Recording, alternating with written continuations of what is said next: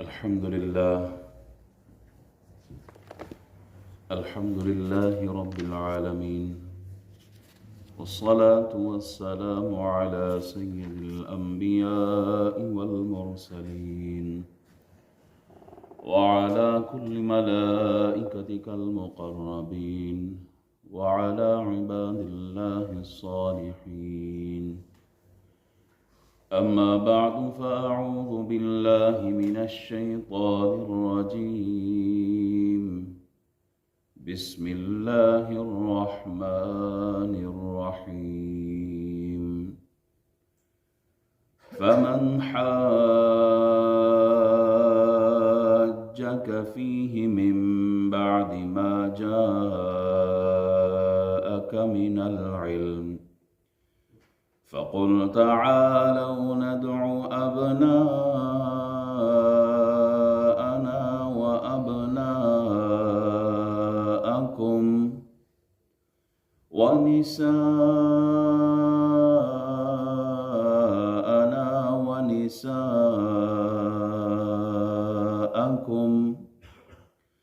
وأنفسنا وأنفسكم ثم نبتهل فنجعل لعنة الله على الكاذبين، أو كما قال النبي صلى الله عليه وبارك وسلم: الحسن والحسين سيدا شباب أهل الجنة. صدق الله مولانا العظيم وصدق رسوله النبي الأمين الكريم، ونحن على ذلك لمن الشاهدين والشاكرين، والحمد لله رب العالمين۔ تمام خوبیاں تعریف حمد و ثنا وحدہ لا شریک ذات کے لیے ہے جو ہم سب کا خالق اور مالک ہے۔ درود سلام اس ہستی پر جو ہم سب کے آقا ہیں، ہم سب کے دلوں کے قرار ہیں، روز محشر ہم جیسے گناہ گاروں کے لیے شفاعت فرمانے والے ہیں۔ دعا گو ہوں اللہ کریم ہم سب کا مسجد میں اول وقت میں حاضر ہونا، بیٹھنا، سننا اور سنانا اپنی پاک بارگاہ میں قبول اور منظور فرمائے۔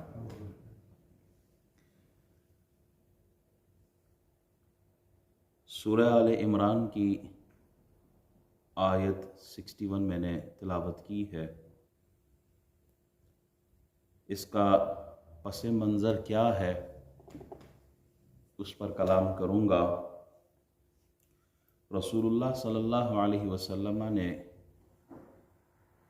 نجران یہ علاقہ ہے، یمن سے تقریباً مکہ شریف سے یمن کی جانب 950-940 کلومیٹر کا فاصلہ ہے، اور یہ علاقہ عیسائیوں کا ہے۔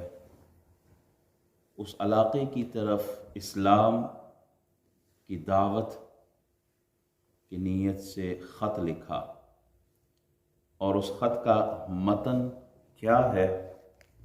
وہ خط یہ ہے: بسم الہ ابراہیم و اسحاق و یعقوب من محمد النبی رسول اللہ الى اسقف نجران و اہل نجران، ان اسلمتم فانی احمد الیکم الہ ابراہیم و اسحاق و یعقوب، اما بعد فإني أدعوكم إلى عبادة الله من عبادة العباد، وأدعوكم إلى ولاية الله من ولاية العباد، فإن أبيتم فالجزية، فإن أبيتم فقد آذنتكم بحرب، والسلام۔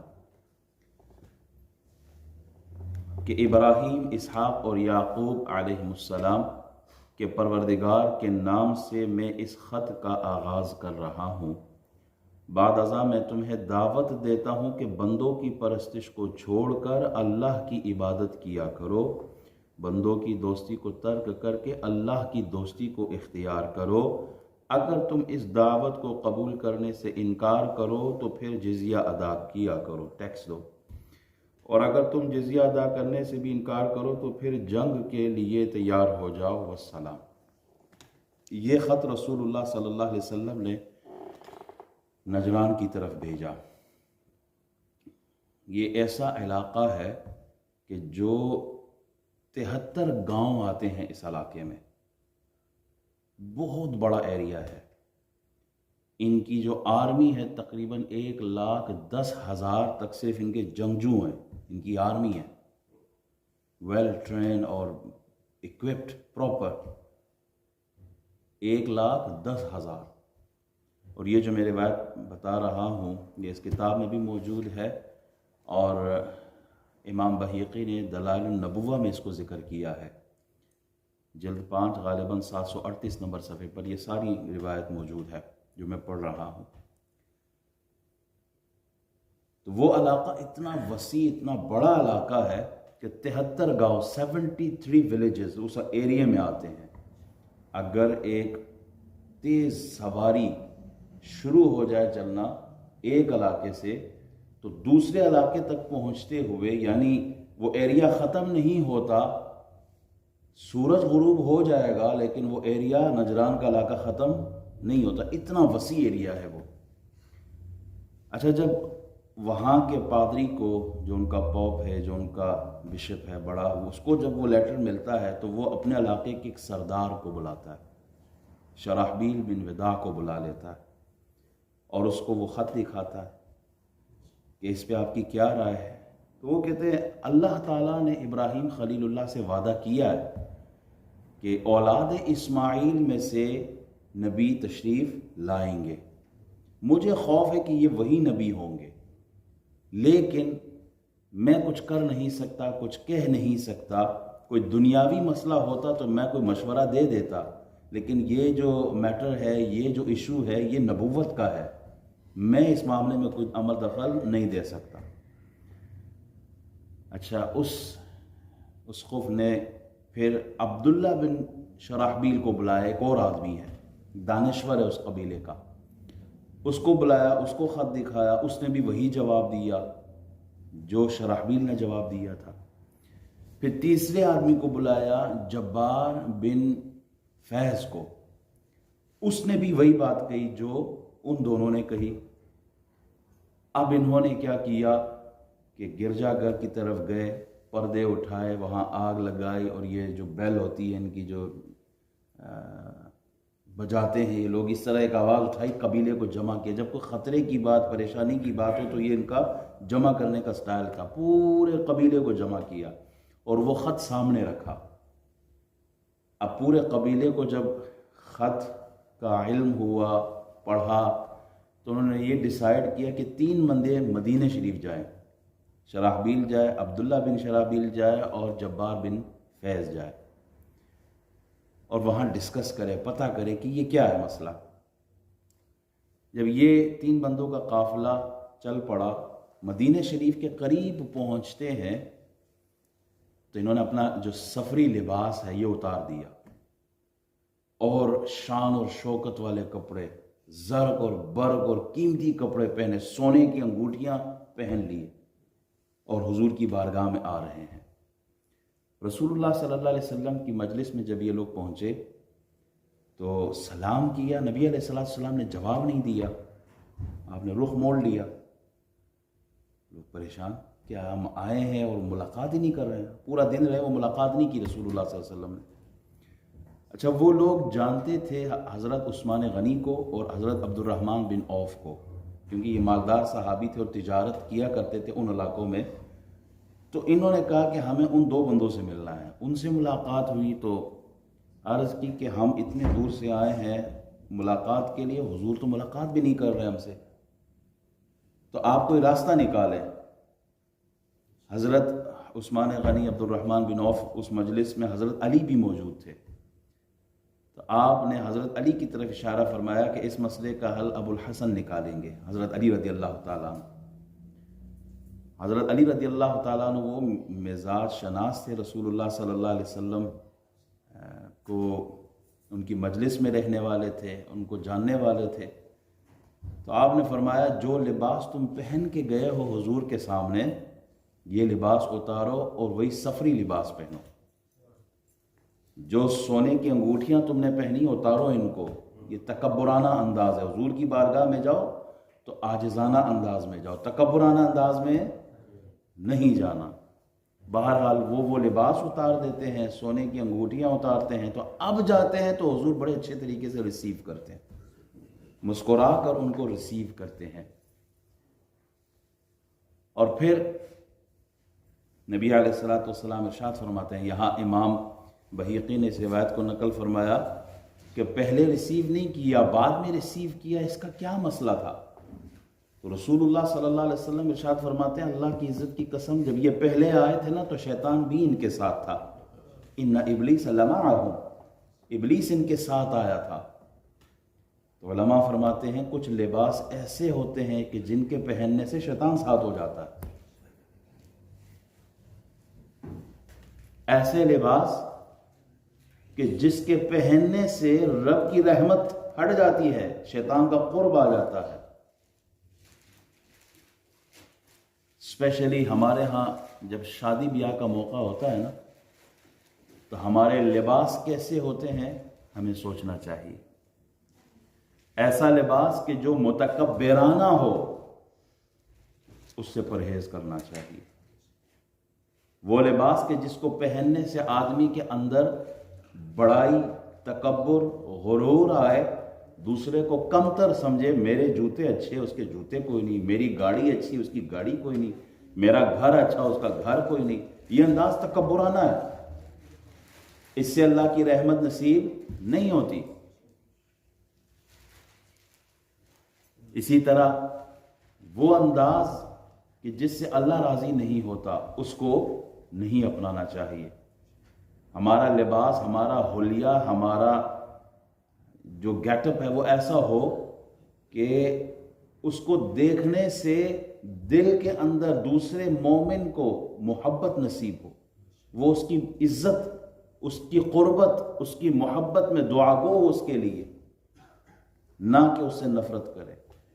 ہمارا تو حال یہ ہے کہ ہمارا لباس اور ہمارا حلیہ اب ایسے ہو گیا ہے کہ جوان ہوتے، میں نے اس انگلینڈ میں کئی ایسے جوان دیکھے ہیں کانوں میں بالیاں ڈالی ہوئی ہوتی ہیں، گلے میں زنجیریں رکھی ہوئی ہوتی ہیں، کڑے پہنے ہوئے ہوتے ہیں. سٹائل جو بالوں کا بنایا ہوا ہوتا ہے وہ ناپسندیدہ ہے، جو شریعت کو پسند نہیں ہے. عورتوں نے ایسے بال رکھے ہوئے جیسے مردوں کی طرح. لعنت ہوتی ہے ایسے مشابہت اختیار کرنے والوں پر. وہ عورت کے جو مردوں کا گیٹ اپ اور یا وہ مرد جو عورتوں کی مشابہت کرے ان پر لعنت ہے.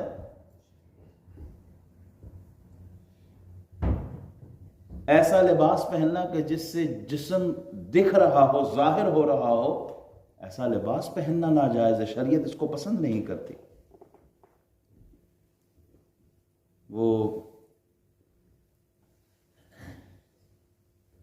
وہ لباس کہ جس کو پہننے کے باوجود بھی عورت ننگی ہو تو پھر وہی حال ہوتا ہے جو لاہور میں واقع ہوا مینار پاکستان پر.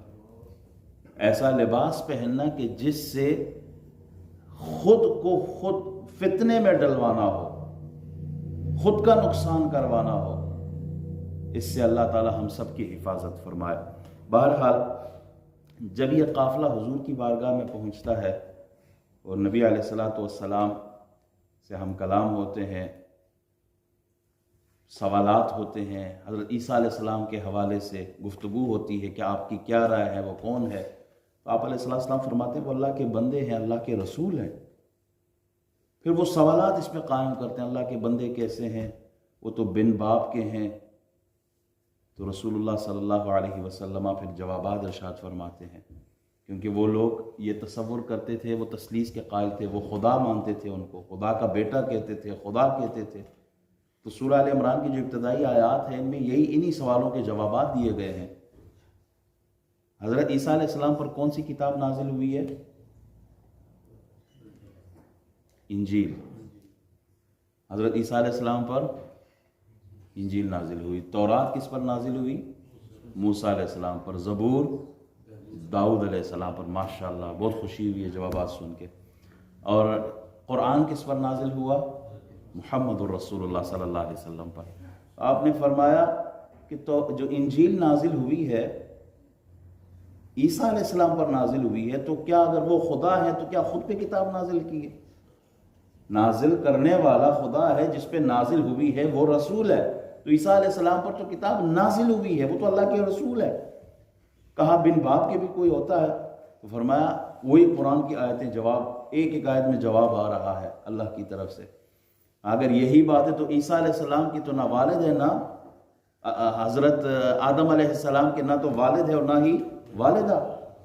اگر انہیں خدا مانتے ہو تو آدم علیہ السلام کی طرف دیکھو. اگر آدم علیہ السلام کو اللہ کا بندہ تصور کرتے ہو، مانتے ہو، تو عیسیٰ علیہ السلام کو بھی اللہ کا بندہ مانے. بہرحال وہ لاجواب ہو گئے، لیکن پھر بھی حق ظاہر ہونے کے باوجود وہ اس کو تسلیم نہیں کر رہے تھے. پھر ہوا کیا؟ اللہ تعالیٰ نے قرآن کی آیات نازل فرما دی. فَمَنْ حَاجَّكَ فِيهِ مِنْ بَعْدِ مَا جَاءَكَ مِنَ الْعِلْمِ، پس جو شخص جھگڑا کرے آپ سے اس بارے میں اس کے بعد کہ آ گیا اس کے پاس یقینی علم، آپ جواب دے رہے ہیں، وہ سوال کر رہے ہیں، آپ جواب دے رہے ہیں دلیل کے ساتھ، لیکن وہ پھر بھی جھگڑا کر رہے ہیں، تو آپ فرما دیں فَقُلْ تَعَالَوْا نَدْعُ أَبْنَاءَنَا وَأَبْنَاءَكُمْ وَنِسَاءَنَا وَنِسَاءَكُمْ وَأَنفُسَنَا وَأَنفُسَكُمْ ثُمَّ نَبْتَهِلْ فَنَجْعَلْ لَعْنَةَ اللَّهِ عَلَى الْكَاذِبِينَ. پھر محبوب آپ ان کو کہیں کہ تم بھی اپنی عورتیں لے کے آؤ، ہم بھی اپنی عورتیں لے کے آئیں گے. تم بھی اپنے بیٹوں کو لے کے آؤ، ہم بھی اپنے بیٹوں کو لے کے آئیں گے. تم خود بھی آؤ، ہم بھی آئیں گے. اور پھر اللہ کے حضور دعا کریں گے، گڑ گڑا کر اس سے سوال کریں گے، التجا کریں گے. پھر بھیجے اللہ لعنت جھوٹوں پر، تباہ ہو جائے وہ جو جھوٹا ہے. اچھا، جب یہ آیت نازل ہوئی تو انہوں نے 3 دن کا ٹائم مانگا. ٹائم دے دے ہمیں، ہم سوچتے ہیں اس مسئلے میں. رسول اللہ صلی اللہ علیہ وسلم نے وقت دے دیا. پھر جب دن آیا، حضور علیہ السلام حضرت امام حسین کو گود میں اٹھایا ہوا ہے، حضرت امام حسن کو سیدھے ہاتھ سے، اور حضرت فاطمہ الزہرا پردے میں حضور کے پیچھے، حضرت علی رضی اللہ تعالیٰ عنہ ساتھ آ رہے ہیں. جب یہ ماحول دیکھا نا تو ان کا جو پادری تھا، جو ان کا بڑا تھا وہاں، اس نے یہ منظر دیکھا کہ یہ کون آ رہے ہیں، یہ ہستیاں کون ہے. وہ زیرک تھا، وہ بصیرت والا، وہ جاننے والا تھا. اور جب اس نے یہ سنا کہ رسول اللہ صلی اللہ علیہ وسلم امام حسن، امام حسین، حضرت فاطمہ الزہرا اور حضرت علی سے فرما رہے ہیں کہ میں دعا کروں گا، تم نے آمین کہنی ہے. جب یہ الفاظ سنے نا تو اس عیسائی نے فوراً کہا، اپنے جو ساتھی آئے تھے علاقے سے، کہا کہ خبردار مبالغہ نہ کرنا، میں ایسی ہستیوں کو دیکھ رہا ہوں، اگر یہ دعا کرے تو اللہ پہاڑ کو بھی اپنے جگہ سے ہٹا دے گا. یہ وہ ہستیاں ہیں، اگر دعا کرے، دعا کرنے والا رسول اللہ ہو اور آمین کہنے والے فاطمہ الزہرا، مولا علی اور حسنین کریمین ہو، تو دعا پر تو وہ عرش بھی ہل جائے، ان کی دعا قبول ہو. وہ نصرانی خود کہتا ہے کہ ان سے مباہلہ نہیں کرنا، مناظرہ نہیں کرنا، ڈیبیٹ نہیں کرنی ان کے ساتھ. اگر ڈیبیٹ ہوئی تو روئے زمین پر کوئی نصرانی عیسائی بچے گا ہی نہیں. رسول اللہ صلی اللہ علیہ وسلم ارشاد فرماتے ہیں، اللہ کی عزت کی قسم جس کے قبضہ قدرت میں محمد کی جان ہے، نجران والوں پر عذاب بہت قریب تھا. اگر یہ مباہلہ کرتے تو ان کی شکلیں بندروں اور سوروں جیسی ہو جاتی، اور 1 سال کے اندر روئے زمین سے سارے نصرانی ختم ہو جاتے. قہر الہی سے جنگل میں آگ لگتی اور ان کے چرند اور پرند بھی جل جاتے. یہ ہے مقام ان ہستیوں، یہ ہے مقام اس گھرانے کا، یہ ہے مقام اللہ کے حضور محمد الرسول اللہ صلی اللہ علیہ وسلم کے گھرانے کا. اہل بیت بہت عظیم گھرانہ، شان والے ہیں. اس گھرانے کی خدمات ہے دین اسلام کے لیے. نواسہ رسول، ان کی شان اپنی ہے، ان کی پہچان اپنی ہے. عزت احترام ہے اس گھرانے کا، اور جنہوں نے ان کا احترام کیا اللہ نے ان کو بھی 4 چاند لگا دیے ہیں۔ جنید بغدادی کا نام تو سنا ہی ہوگا، وہ ایک پہلوان تھے، مشہور آدمی تھے۔ میرا آج ٹاپک شہادت امام حسین کا فلسفہ بیان کرنا تھا کہ یہ واقعہ ہوا کیوں، اس کا پس منظر کیا ہے۔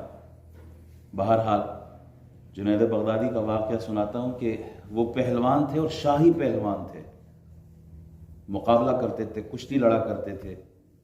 تو ایک سید زادے نے چیلنج کر دیا کہ میں لڑنا چاہتا ہوں۔ کمزور سا آدمی ہے، مقابلے پر آ گئے۔ جب کشتی لڑنے لگے تو بادشاہ بھی اس مقام پر آیا، وہ بھی دیکھنے لگا کہ یہ کون ہے جو جنید کو چیلنج کر رہا ہے۔ جب کشتی لڑنے لگے تو جنید بغدادی کے کان میں وہ سید زادہ کہتا ہے کہ میں سید ہوں، غریب ہوں، بھوک پیاس ہے میرے بچوں کی گھر میں، ہاں اگر یہاں تو ہار جاتا ہے مجھے انعام ملے گا، تجھے روز محشر اس کا انعام دیا جائے گا۔ جنید بغدادی خود کو گراتے ہیں، 1 بار 2 بار 3 بار اس سید زادے کو نوازا جاتا ہے۔ لیکن جنید بغدادی کو بھی اللہ نے نوازا ہے۔ لڑائی سے پہلے وہ پہلوان تھے، لڑائی کے بعد وقت کے غوث بن گئے تھے وہ بھی، بلکہ غوث اعظم کے بھی مشائخ میں سے ہیں جنید بغدادی۔ امام اعظم رضی اللہ تعالیٰ نے ایک مجلس میں بیٹھے ہوئے ہیں، اچانک کھڑے ہو جاتے ہیں، پھر تھوڑی دیر کے بعد بیٹھ جاتے ہیں، پھر کھڑے ہو جاتے ہیں، پھر بیٹھ جاتے ہیں۔ تو جو مجلس میں بیٹھے ہوئے لوگ جو انہوں نے کہا حضور سمجھ نہیں آ رہی، آپ کھڑے ہوتے ہو بیٹھ جاتے ہو، کھڑے ہوتے ہو بیٹھ جاتے ہو، تعظیماً کھڑے ہو جاتے ہیں، کس کی رسپیکٹ کر رہے ہیں؟ آپ نے فرمایا وہ دروازے کے باہر گلی میں ایک چھوٹا بچہ کھیل رہا ہے، وہ آل رسول ہے، حضور کی اولاد میں سے ہے، میری نظر اس پہ پڑتی ہے تو میں اس کی تعظیم کے لیے کھڑا ہو جاتا ہوں۔ تو جو سید زادوں کا احترام کرے پھر اللہ انہیں امام اعظم ہی بناتا ہے۔ فاروق اعظم رضی اللہ تعالیٰ عنہ نے مدائن جب فتح ہوا، وہاں سے مال غنیمت آئی تو آپ نے اپنے بیٹے کو 500 درہم دیے، جبکہ امام حسن اور امام حسین کو 1000 درہم دیے۔ امام حسن اور حسین کو جب ڈبل ملا تو بیٹے نے کہا میں جہاد پہ جانے والا آدمی، میں لڑنے والا آدمی، اور یہ جو امام حسن اور امام حسین حضور کے زمانے میں بچے تھے، کھیلتے تھے گلیوں میں جایا کرتا تھا جنگوں پر، مجھے آپ نے 500 اور ان کو ڈبل دے دیا ہے، کیوں؟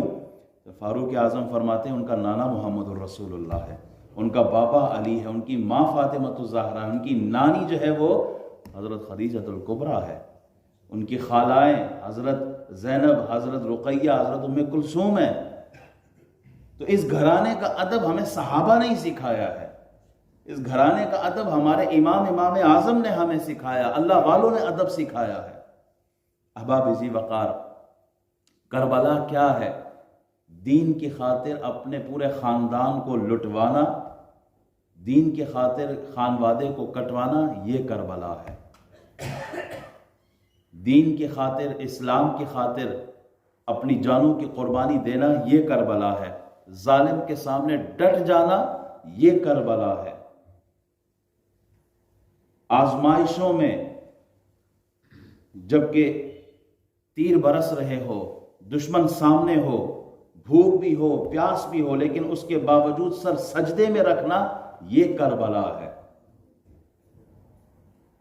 ڈنکے کی چوٹ پر قرآن کے احکام کو بیان کرنا، یہ کربلا ہے، اور یہ کربلا کا پیغام ہے۔ امام حسین نے، رسول اللہ صلی اللہ علیہ وسلم نے جو مشن، جس پر ساری زندگی آپ نے محنت کی ہے، اس مشن پر پہرا دینا، یہ امام حسین کا اصل مقصد تھا شہادت کا۔ رسول اللہ صلی اللہ علیہ وسلم نے طائف میں پتھر کھائے ہیں، بدر اور احد کی وادی تک پہنچے ہیں کہ بندوں کو بتوں سے ہٹا کر رب کے حضور ان کا رخ کیا جائے، بتوں سے ہٹا کر بندے کا رب سے تعلق جوڑا جائے، یہ رسول اللہ کا مشن تھا۔ اور پھر مدینہ شریف پہنچ کر اسلامی سسٹم، اسلامی نظام دیا اس امت کو۔ ساری زندگی آپ کی محنت یہی رہی ہے، امام حسین نے اس پر پہرا دیا ہے۔ مقصد یہی تھا کربلا کا کہ بندے کا تعلق خدا سے جڑا رہے، بندہ اللہ کے قریب ہوتا رہے، وہ تعلق مضبوط سے مضبوط ہوتا رہے، یہ مشن تھا امام حسین رضی اللہ تعالیٰ عنہ کا۔ اور وہ نظام جو رسول اللہ نے دیا ہے، جو شریعت کا نظام ہے، اسلامی نظام ہے، جو دین ہے، دستور ہے، آئین ہے، جو مدینہ شریف میں رسول اللہ دے کر گئے، اس پر پہرا دینا تھا، اس کو بچانا تھا. یہ مقصد تھا امام حسین کا، انفرادی طور پر بھی اور اجتماعی طور پر بھی امت کو بچانا. یہ امام حسین کا مشن تھا.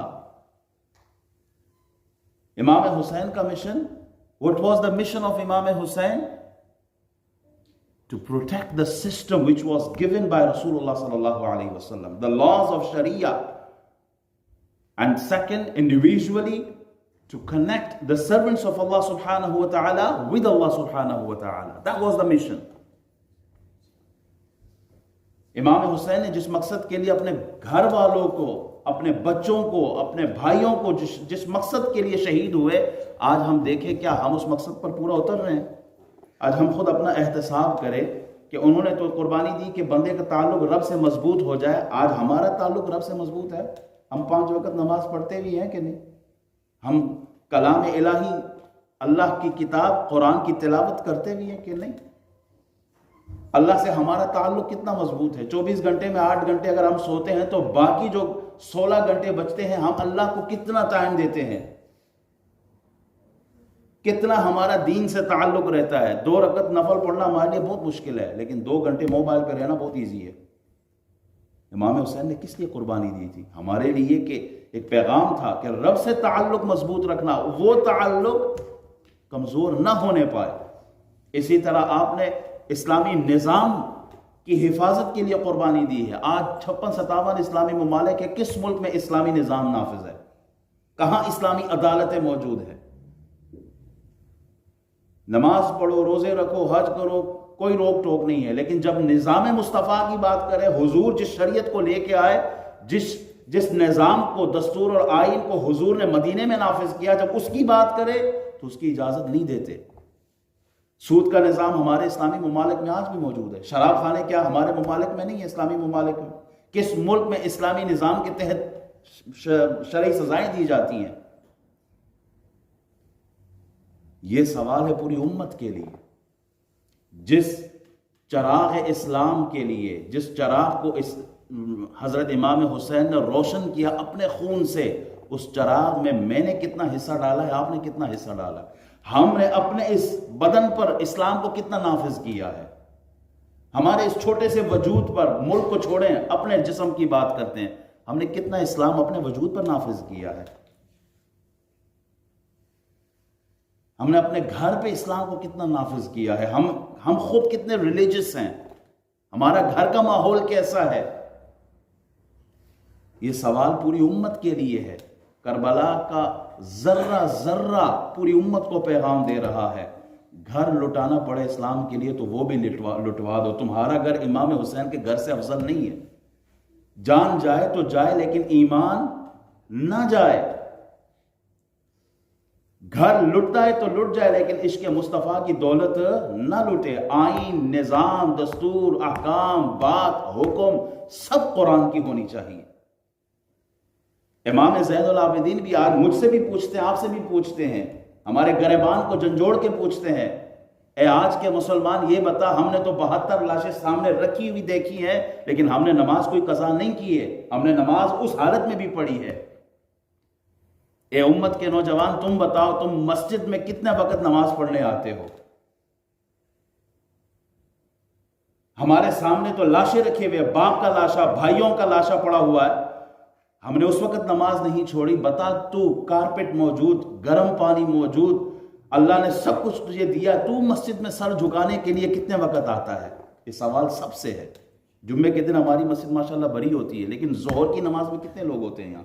عصر میں کتنے ہوتے ہیں؟ مغرب میں کتنے ہوتے ہیں؟ یہ سوال سب سے ہے. نبی اکرم صلی اللہ علیہ وسلم کی سنت نہ چھوٹے، انہوں نے اس لیے قربانی دی. ہم کتنے سنتوں پر عمل کرنے والے لوگ ہیں. امام حسین کا جلسہ کرنا بہت آسان ہے، بہت آسان ہے. میں بھی کر لوں گا، جلسے میں بیٹھ جاؤں گا، آپ بھی آ جائیں گے. لیکن اس جلسے کا مقصد کیا ہے؟ یاد تو ہمیں ہر وقت کرنا چاہیے ان کو. وہ مشن جو وہ چھوڑ کے گئے، جس کے لیے انہوں نے قربانی دی ہے، بات اس کی ہونی چاہیے تھی. ہم آنسو بہا لیتے ہیں، 10 منٹ کے لیے بیٹھتے ہیں، یاد کر لیتے ہیں، لیکن اس مقصد کو، جس مقصد کے لیے امام حسین کا سر نیزے پہ چڑھا ہے، اس مقصد کو آج ہم نے بھلا دیا ہے۔ امام زین العابدین یہی سوال ہم سب سے کریں گے کہ ہم نے تو دین کی خاطر علی اصغر کی بھی قربانی دی ہے، حق کے لیے علی اصغر کو بھی قربان کر دیا، تم تو حق کے لیے، ایمان اور اسلام کے لیے چائے کی پیالی اور پلیٹ کی بریانی پر ہی سودا کر دیتے ہو۔ اللہ ہمیں اس مشن کو سمجھنے کی توفیق عطا فرمائے، اور ہمارے دلوں میں صحیح معنوں میں جو مشن امام حسین ہمارے لیے چھوڑ کے گئے ہیں، اس مشن کو آگے لے جانے کی اللہ ہمیں توفیق دے۔ مسجدوں کو آباد رکھے۔ یہ مسجد ترس رہی ہے آپ لوگوں کے سجدوں کے لیے۔ یہاں صرف 2 آدمی نماز پڑھ رہے ہوتے ہیں، پوری مسجد خالی ہوتی ہے۔ اتنی خوبصورت مسجد کس لیے بنائی ہے آپ نے؟ اس لیے کہ صرف جمعے کی نماز پڑھے، باقی نمازیں کون ادا کرے گا؟ یہ مسجدیں روز محشر جنت کی طرف جائیں گی، تو گلہ نہ کرے آپ لوگوں سے کہ اللہ بنائی تو تھی انہوں نے، لیکن یہ پڑھنے صرف جمعہ ہی پڑھنے آتے تھے، باقی نمازوں میں کوئی نہیں ہوتے تھے۔ ہر نماز میں یہاں کوشش کرے کہ آئے۔